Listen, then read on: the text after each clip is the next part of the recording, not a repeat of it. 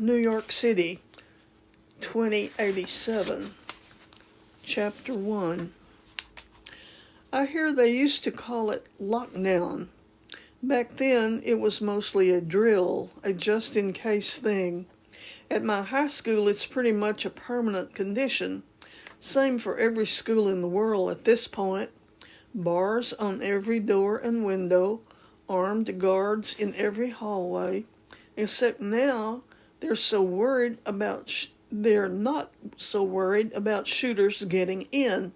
They just don't want the students to get out. Gnomes, Maddie.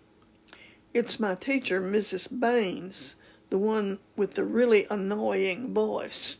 She's reading out the class roster like a prison roll call. One after the other, every kid stands up and delivers the correct response, which is, "Present, ma'am." Me, I just raise my hand and move it slightly from side to side, like an old-time princess waving to a crowd.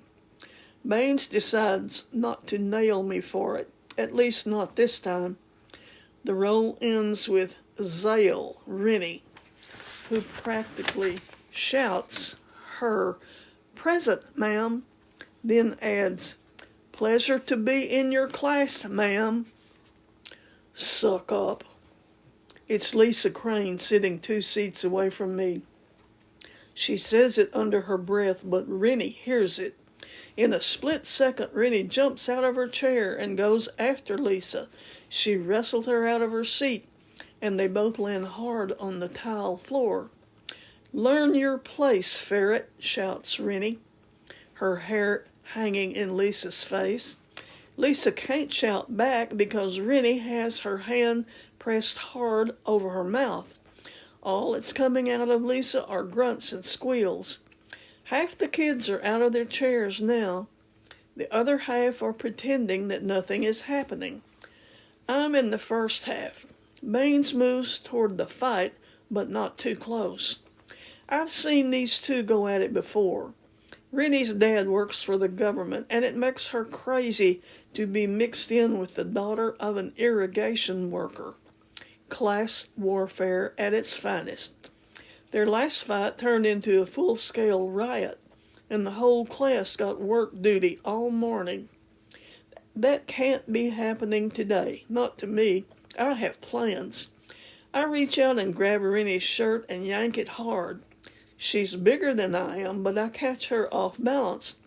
When she falls backward, we're nose to nose. "Enough, Rennie," I say. "Leave it." In a few seconds, it's all over. Rennie gets to her feet, breathing hard, and slumps back into her chair. Lisa is still on the floor, her red face splotchy. "Ass polisher," she mutters to Rennie's back. One last shot. "Seats, now," shouts Baines. She has her hand on her red pendant button ready to call the guards, but I know she'd rather let things calm down on their own. Another disturbance report wouldn't look so good on her record, seeing as class control is her main job. Everybody settles. Baines shuffles her notes on the lectern and starts to drone away. But I'm not listening to her.